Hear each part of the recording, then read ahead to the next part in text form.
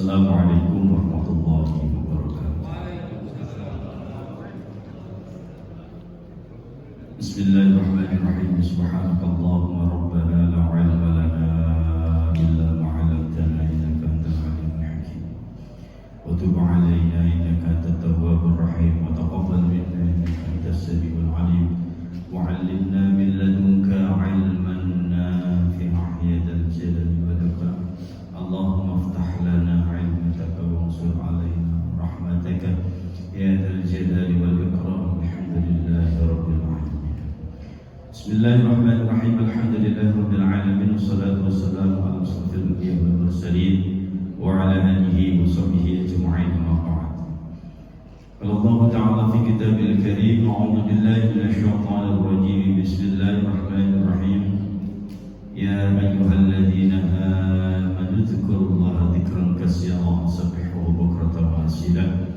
Sadaqallahul 'azim wa sadaqa rasulul karim wa nahnu 'ala dzalika minasy syahidin syakirin. Alhamdulillahi rabbil alamin. Jamaah salat maghrib Masjid Jami' Kota Siburuk yang dimuliakan Allah subhanahu. Alhamdulillah, di malam ini Allah masih memberikan kepada kita semuanya beribu-ribu nikmat kepada kita semua. Di antara nikmat yang sangat luar biasa, Allah takdirkan dan Allah izinkan kita untuk bisa sholat maghrib berjamaah, kemudian dilanjut duduk di majelis ilmu. Mudah-mudahan niat kita semuanya mendapat ridha Allah Subhanahu wa taala. Amin ya rabbal alamin. Baik, halaman 99.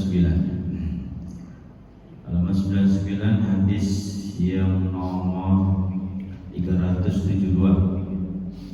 Hadis 372 halaman 99. Bismillahirrahmanirrahim. Qala musannif rahimahullahu ta'ala wa nafa'ana bihi wa bi'ulumihi fid dharain amin. Wa 'an Ibnu Abbas radhiyallahu anhuma, hadis diriwayatkan oleh Ibnu Abbas, semoga Allah meridhai keduanya. Anna nabiyya, sesungguhnya baginda Rasulullah sallallahu alaihi wasallam bersabda, kana yaqra'u fi sholatil jum'ah, bahwa sesungguhnya baginda Rasulullah sallallahu alaihi wasallam membaca di dalam sholat Jumat suratul Jumu'ah wal munafiqun awal munafiqin, yaitu membaca surah Jum'ah dan munafikin atau munafikun. Kalau kita nggak baca semuanya, ya biasanya imam-imam membaca dari ayat-ayat terakhir, kayak ya ayyuhalladzina amanu idza nudiya lis-shalati min yaumil jum'ati fas'au ila dzikrillah wa dzarul bai' sampai akhir. Kemudian di al-munafiqunnya dia baca ya ayyuhalladzina amanu la tulhikum amwalukum wa la auladukum an dzikrillah wa may yaf'al dzalika fa ulaika humul khasirun. Itu yang biasa dibaca oleh imam-imam salat Jumat. Kemudian walahu anin Nu'man, tadi Ibnu Abbas, riwayat Ibnu Abbas. Sekarang Nu'man bin Bashir meriwayatkan dengan redaksi yang sama, maksudnya radhiyallahu an qala kana yaqra'u, sesungguhnya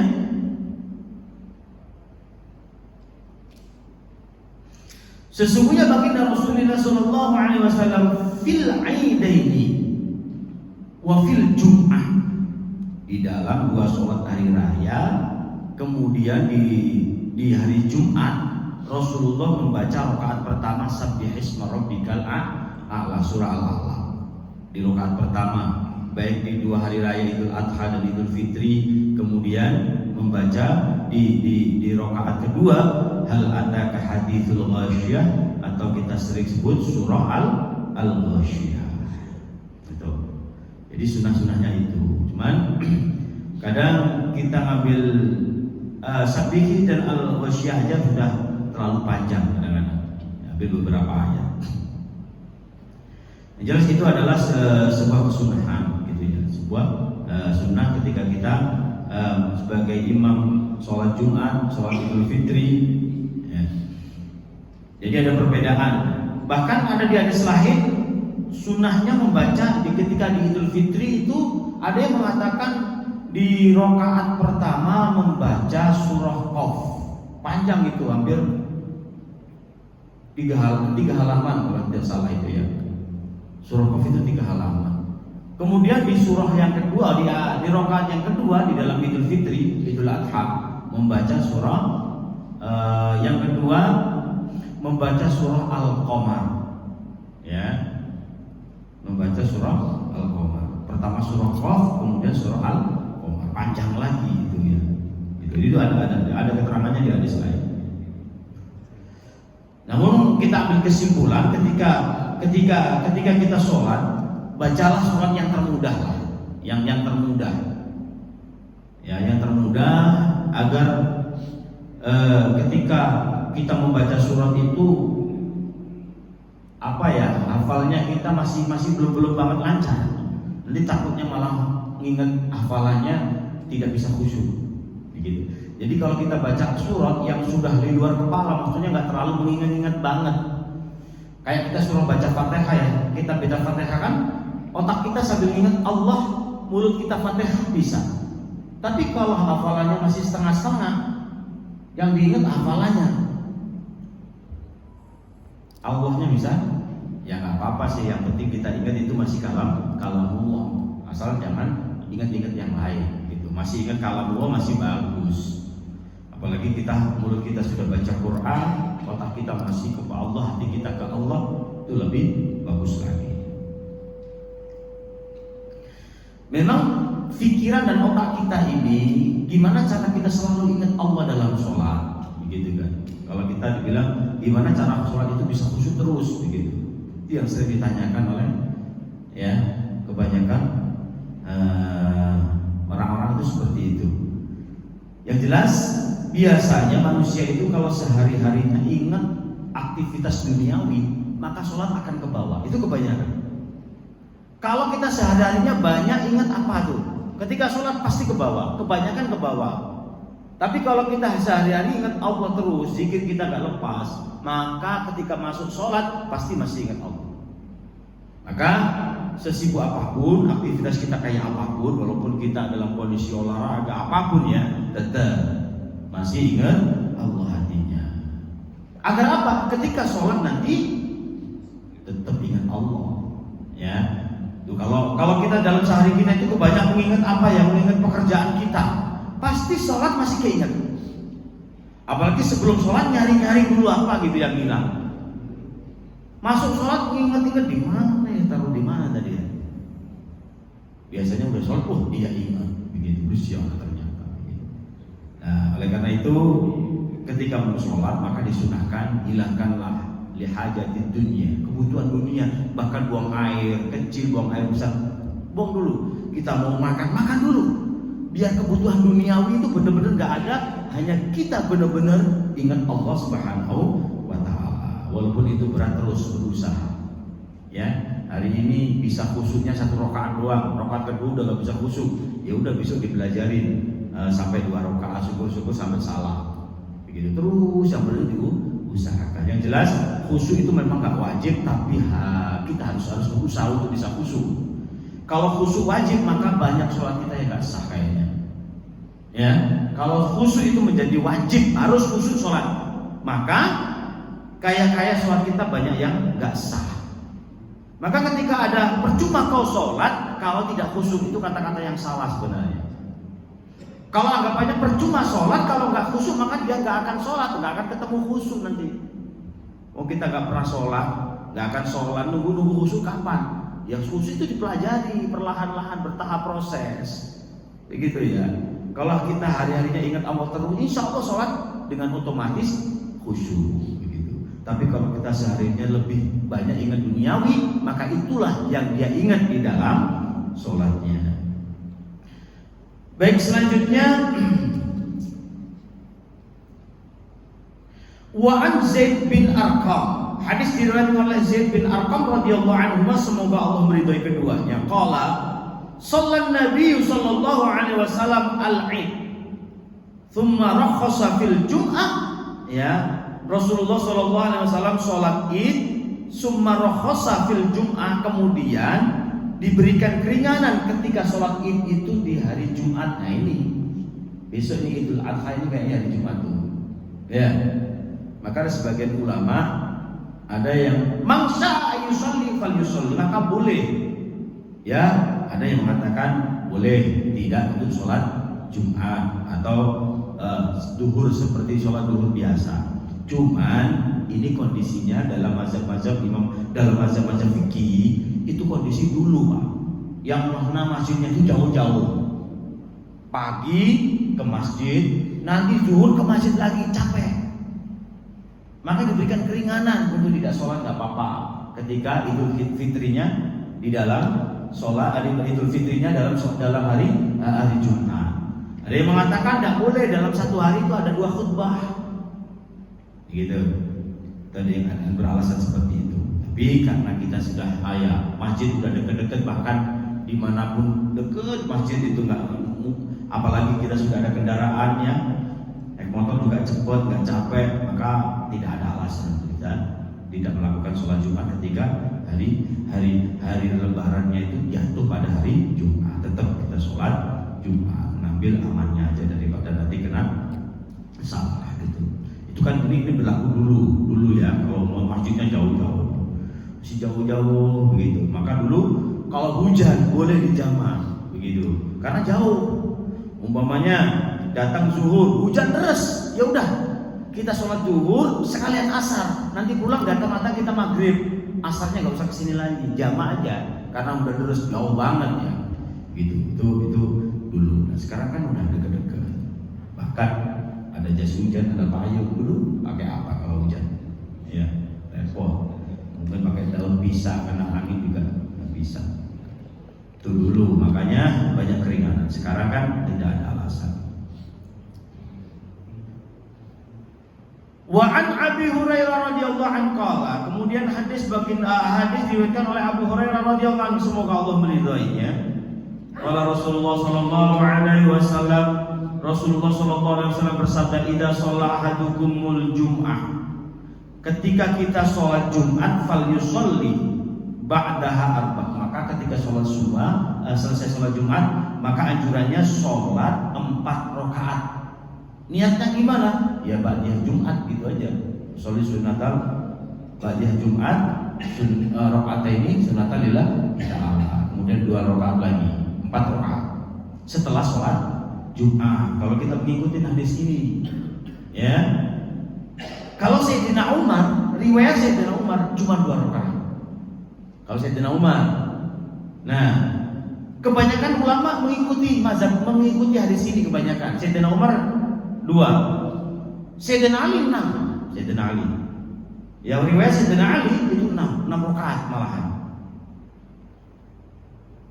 Maka, tapi kalau kita mengikuti kebanyakan ulama 4. Standarnya kalau 2 aja udah bagus. Kadang-kadang kita nggak sempat sholat ba'diyah Jumat, begitu ya. Kalau kita tinggal sayang. Jadi boleh 2 rakaat boleh, 4 rakaat boleh, 6 rakaat juga boleh. Maka kalau bisa kita amalkan, kalau semuanya kita coba. 2 rakaat pernah, yang 4 rakaat pernah, 6 rakaat juga pernah. Ya, ini qobliyah Jumat, niatnya ya ba'diyah, bukan qobliyah, ba'diyah. Ya kan ini adalah ba'daha, sesudahnya. Ba'daha arba'an, 4 rakaat sesudah sholat Jumat. Nah qobliyahnya gimana? Qobliyahnya juga ada, begitu. Jadi qobliyahnya itu juga ada ini hadisnya nih. Selanjutnya wa anis Sa'id bin Yazid radhiyallahu an Muawiyah radhiyallahu, semoga Allah meridhoinya. Qala lahu idza shallaita, apabila engkau salat salat al-Jum'at fala tasillah bi sholatin hatta tatakallama aw takhruj. Ini masih sholat ba'diyah. Jadi setiap sholat wajib itu jangan diikuti langsung dengan sholat sunnah. Umpamanya begini, habis salam langsung ba'diyah, nggak pakai dikir-dikir dulu atau dengan kegiatan-kegiatan lain terus langsung sholat, itu nggak boleh. Karena apa? Nanti bisa menyerupai itu sholatnya sholat fardu. Habis sholat maghrib langsung berdiri. Itu yang makan nggak boleh langsung berdiri tanpa ada zikir apapun, langsung. Ini nanti ditakutkan menyerupai sholat fardu sunnahnya itu. Ya, maka harus diselisih dengan zikir, bacaan apa dulu, zikir baru sholat ba'diyah. Ya, maka ada zikir itu penting, begitu. Begitu pula ketika kita jamak ya, jamak maghrib dengan isya, zuhur dengan asar. Ketika zuhur dulu baru asar, maka setelah sholat zuhur nggak boleh sholat sunnah terus asar, nggak boleh kalau jamak, langsung biar tak tercampur. Sunnah di tengah-tengah ini takutnya dikatakan wajib nanti takutnya gitu. Maka langsung setelah sholat zuhur langsung asar kalau jamak, nggak boleh. Bahkan zikir aja nggak boleh, langsung qomat, langsung sholat jamak asarnya begitu. Setelah zuhur terus asar, atau maghrib, habis maghrib langsung isya, nggak boleh sholat ba'diyah atau qobliyah atau sunnah-sunnah yang lain, nggak boleh, harus langsung. Ya, itu. Nah, pada intinya ketika sholat wajib itu harus diselai dengan bacaan-bacaan lain, baru dengan melakukan sholat sunnah ba'diyah gitu. Nah, untuk yang qobliyahnya sebelum sholat Jumat biasanya ada di beberapa masjid. Ya, setelah azan langsung naik, adanya satu kali, ada kan beberapa masjid seperti itu. Banyak, bahkan di Indonesia banyak. Adzan sekali langsung nah qobliyahnya di mana? Qobliyahnya di mana kira-kira? Ada nggak qobliyah?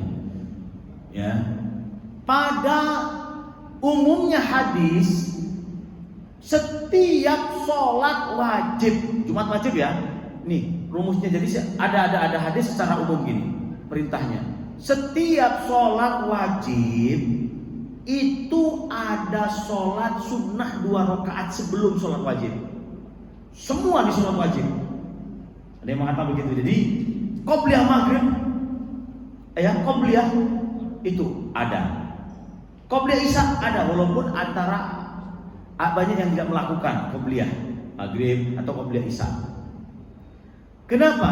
Karena pada hakikatnya qobliyah ini pemanasan, sholat pemanasan sebelum kita melakukan ibadah wajib, ibadah inti. Ya, umpamanya kita sholat qobliyah dulu nih maghrib.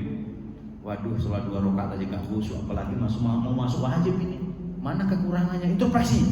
Ya, saya sholat 2 rakaat qobliyah maghrib gak khusyuk. Ini mau masuk intinya, wajibnya harus khusyuk, diperbaiki. Ternyata kok gak khusyuk lagi, kurang banyak kekurangan di sholat wajibnya, maghribnya, disempurnakan ba'diyahnya. Paham ya? Jadi itulah ya, qobliyah ba'diyah itu fungsinya itu.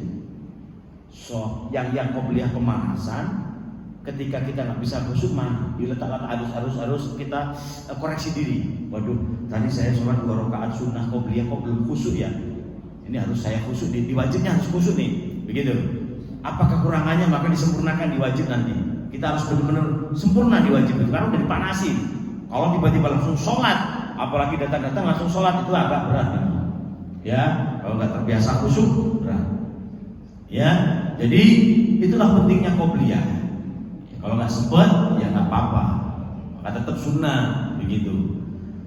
Kita kadang-kadang sholat sunnah aja, udah sholat sunnah qobliyah, belum tentu wajibnya bisa khusyuk, apalagi nggak sholat. Kemudian fungsi ba'diyah itu untuk menyempurnakan kekurangan-kekurangan wajibnya, begitu ya. Maka jangan ditinggal kalau bisa ba'diyah itu. Nah, selanjutnya wa an Abi Hurairah. Hadis diriwayatkan Abi Hurairah radhiyallahu anhu qala Rasulullah sallallahu alaihi wasallam, "Man iktasala, barang siapa iktasala mandi summa atal Jum'ah, kemudian mendatangi sholat Jumat." Jadi mandi sunnah Jumat itu niat ya. Ada mandi sunnah namanya nawaitul ghusla sunnah tal Jum'ah sunnatal lillahi ta'ala. Jadi niat saya mandi, niat sholat Jumat atau niat mandi hari Jumat, sunnah karena Allah Subhanahu wa ta'ala. Itu sunnah mandi wajib. Mandi sunnah. Boleh habis subuh boleh. Ya, tapi afdolnya sebelum berangkat Jumat, biar wangi-wangi ya, biar gak kotor badannya. Itu disunahkan. Summa atal Jumat, kemudian dia mendatangi sholat Jumat, fa shalla ma qaddara lahu. maka dia sholat semampunya, 2 rakaat, 4 rakaat, berapa rakaat terserah, asal itu sholat mutlak ya. Summa ang sota, ya, kemudian dia mendengarkan khutbah. Kemudian mendengarkan khutbah hatta yafrahul imam min khutbati, sampai imam betul-betul selesai melaksanakan khutbah. Summa yusolli ma'ahu, kemudian sholat Jumat 2 rakaat beserta imam, ya. Maka apa balasannya? Apa balasannya dari kata baginda Rasul? Apa balasannya bagi orang yang bisa seperti itu? Ghufira lahu ma baina wa bainal jum'ah, maka terampunilah dosa-dosanya antara Jumat itu sampai Jumat ke depan. Gitu. Ya. Wa fadlu thalathati ayyam, dan ditambah 3 hari. Berarti kalau kita sholat Jumatnya udah bisa sempurna, maka kita punya senjata untuk pengampunan dosa. Tapi jangan mentang-mentang kita sholatnya udah sempurna Jumat itu kita ngelakuin dosa seenaknya, jangan. Ketika kita salah udah terampuni insya Allah. Kalau sholatnya benar di hari itu, ya, itu sampai 10 hari. Kan Jumat ketemu Jumat 8 hari. Ya kalau Jumat ketemu Kamis lah begitu, itu sampai berarti Jumatnya udah selesai. Kan 2 Jumat lagi kita perbarui. Ketika ketemu Jumat diperbarui lagi, benteng itu diperbarui lagi gitu. Jadi itu ditambah 3 hari, berarti 7 tambah 3 10 hari begitu. Itu Allah ampunin. Asal dosanya nggak disengaja loh ya. Kalau benar udah tahu dosa disengaja, nah ini berbahaya. Dosa itu kalau bisa jangan disengaja, kalau bisa ya jangan berdosa. Nah, jadi 10 hari yang Allah berikan kata baginda Rasul, dosa-dosa kita diampuni. Maka ketika sholat Jumat persiapkan penuh. Nah, gimana kalau khutbahnya tidur? Kan banyak tuh habis sholat sunnah langsung tak udah sadar. Biasanya begitu godaannya. Kenapa Pak? Kau banyak kayak gitu. Ketika khutbah itu enak tidur, ngantuk bawaannya. Ketika selesai udah gak ngantuk. Kenapa itu? Coba kita angan-angan sendiri kenapa? Ya karena setan gak mau manusia itu dapat pahala gede. Maka persiapkan sebelum Jumat itu namanya qailullah, tidur sebentar itu penting banget untuk persiapan mendengarkan khutbah. Ini yang dikasih pahala oleh Allah, yang dikasih keringan, bahkan diampuni dosa-dosanya sampai 10 hari. Itu yang benar-benar mendengarkan khutbah. Yang penting mendengarkan, paham nggak paham itu nggak masalah. Yang penting mendengarkan. Ini perintahnya mendengarkan, bukan paham. Nah yang tidur, alam yang tidur. Berarti kan nggak mendengarkan. Ya kan, jangan tiduran. Maka yang kita merasa sering tidur disiapkan. Kalau bisa minum obat anti tidur, biar khutbahnya enggak tertinggal demi 10 hari ampunan Allah Subhanahu wa taala. Itu. Maka Rasulullah sangat-sangat menyunahkan, bahkan hampir mewajibkan tidur sebentar sebelum Jumat itu, persiapan untuk mendengarkan khutbah, biar semangat ibadah sholat Jumatnya, mendengarkannya juga semangat, gak ngantuk-ngantuk begitu. Jemaah dimuliakan Allah Subhanahu wa taala, terakhir wa anhu radhiyallahu anna Rasulullah sallallahu alaihi wasallam, bahwasanya Rasulullah sallallahu alaihi wasallam menyebutkan di hari Jumat fihi sa'ah, ada waktu yang mustajab. Malam Jumatnya, waktu malam Jumat nih malamnya itu adalah mustajab doa, dikabulkannya doa-doa. Di hari Jumatnya juga ada waktu mustajab. Begitu. Nah, di mana la yuwafiquha 'abdun muslimun, yaitu bertepatan di mana seorang hamba muslim wa huwa qaimun, berdiri untuk melakukan salat. Yas'alullah, kemudian dia berdoa, azza wajal syai'an illa aqaha, kecuali dia doa-doanya akan dikabulkan, akan diberikan oleh Allah Subhanahu wa taala. Wa asyara bi yadihi yuqalliluha, dan itu waktunya cuma sebentar. Jadi kenapa kita pas Jumat waktu Jumat itu dianjurkan untuk sholat? Bahkan Rasulullah ketika khutbah ada yang datang nggak sholat, berdiri kau sholat 2 rakaat. Itu karena ada waktu mustajab, sayang kalau nggak sholat walaupun khutbah sedang berlangsung. Karena ada waktu mustajab. Siapa tahu kalau pas sholat doanya dikabulkan. Nggak tahu pokoknya kapan pas waktu itu. Ketika khutbah sedang berlangsung, ketika sholat Jumat sedang berlangsung, nggak tahu kapan waktu itu. Pas lewat. Karena Rasulullah menyebutkan di sini wa asyara biyadihi yuqallilu, waktunya cuma sebentar saja. Begitu aja. Ya, cuma sebentar, nggak lama. Yes, pokoknya cukup 2 rakaat itu waktunya, selama 2 rakaat sholat itu seperti apa begitu. Ya, cuman para ulama memberikan penjelasan di antara 2 khutbah. Nanti ada keterangannya, ada nanti ya. Keterangannya insya Allah ada sesudah ini. Intinya di antara khutbah, di antara sholat Jumat itu, di waktu Jumat ada waktu mustajab. Maka ketika sholat jangan diem, zikir mulut kita walaupun dengan khutbah dikir gitu ya. Pas kita zikir kita waktu mustajab lewat, maka insya Allah itulah yang akan nanti menyebabkan diberikanlah keselamatan, kemudahan, yang kemuliaan dunia kita maupun kelak di akhirat nanti. Itu jadi jangan disia-siakan hari Jumat. Sebenarnya gini ya, Allah itu sudah ngasih beberapa solusi untuk hambanya yang berpenuh dengan masalah apapun, begitu. Cuman hambanya aja yang nggak paham, nggak mengerti, begitu. Ingin jadi orang kaya gampang, ya.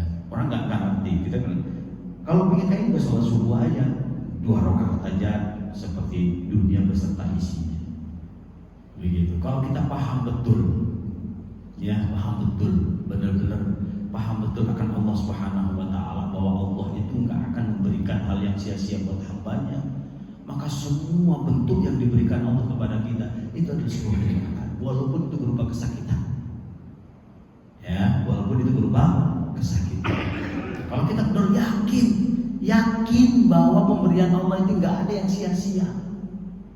Sakit itu kan kayak merugikan, kayak merugikan sakit itu. Tapi kalau kita paham betul sakit itu nggak semua orang loh dikasih sakit. Kita kan nggak sejauh itu berpikirnya. Kalau ketika sakit, ya Allah, apa sih dosa saya? Kok sakit mulu? Kadang-kadang gitu. Ya, intinya satu hal, Rabbana ma khalaqta hada batila. Nah, ayat ini yang harus kita pegang. Allah itu nggak akan menciptakan sesuatu pun sekecil apapun buat hambanya, bahkan buat kebutuhan hamba di dunia ini yang sia-sia. Pasti ada hikmahnya, semua ada manfaatnya. Ya, nggak ada Allah turunkan buat bahkan setan diciptakan itu memang nggak ada untungnya. Ada untungnya, Pak.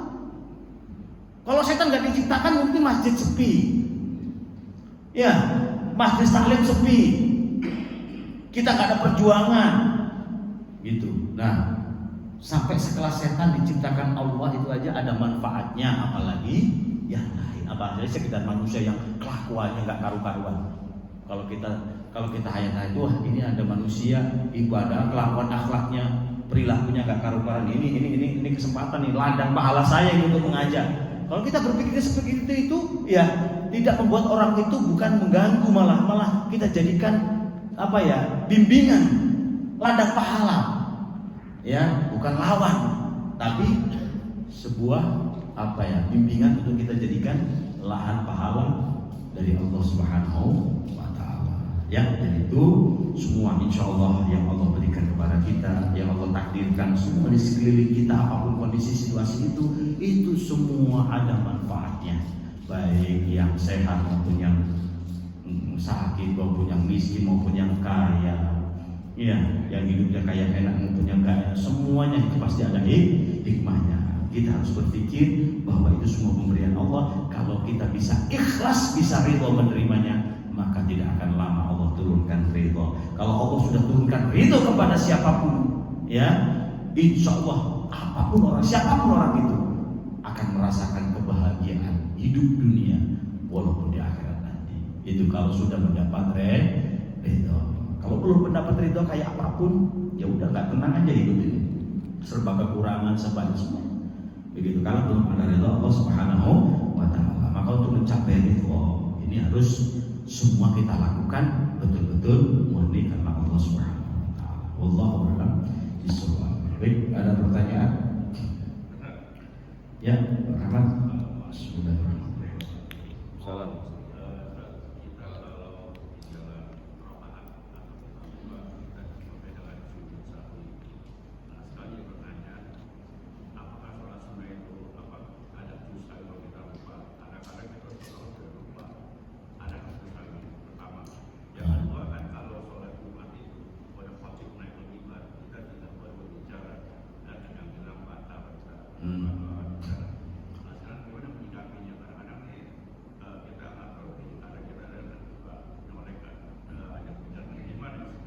Oke.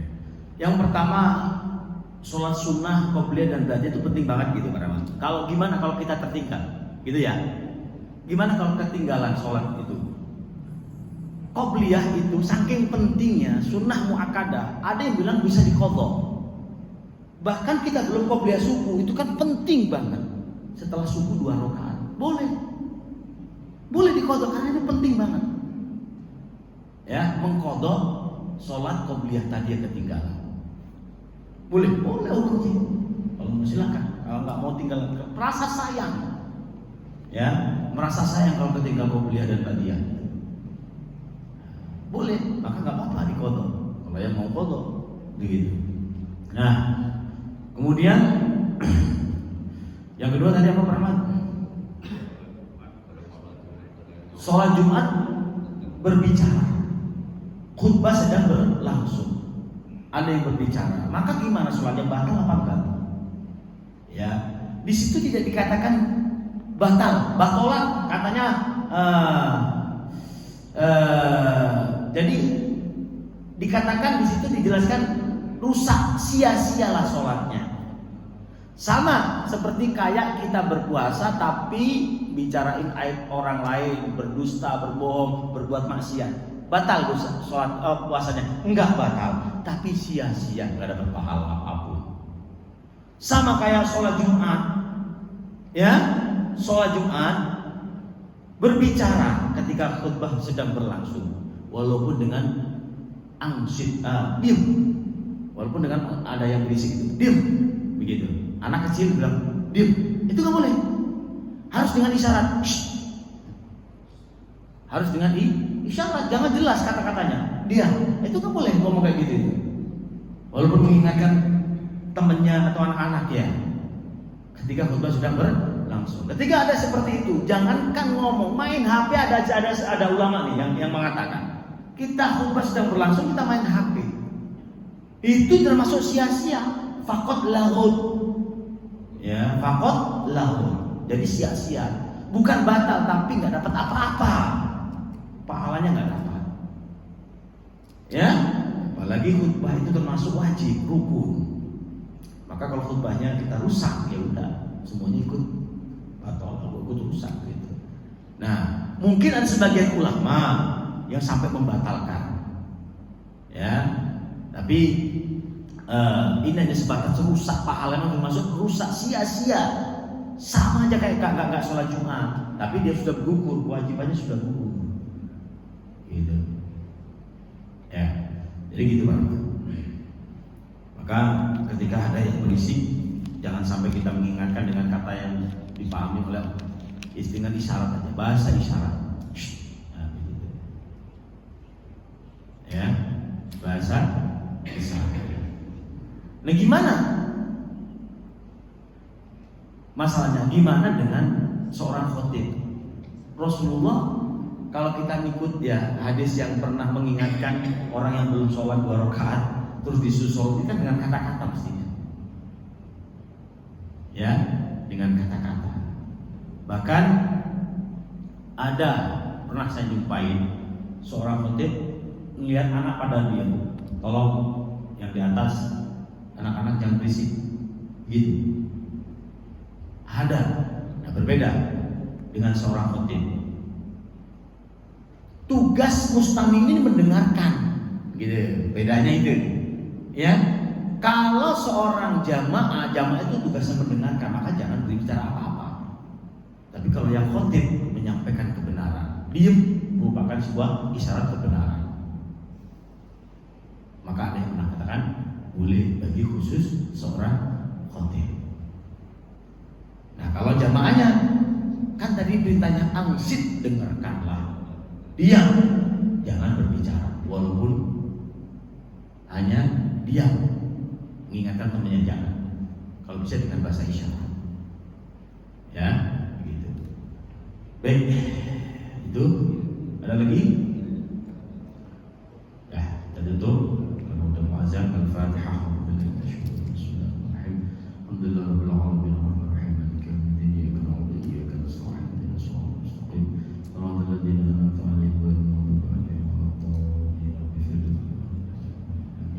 Astagfirullah.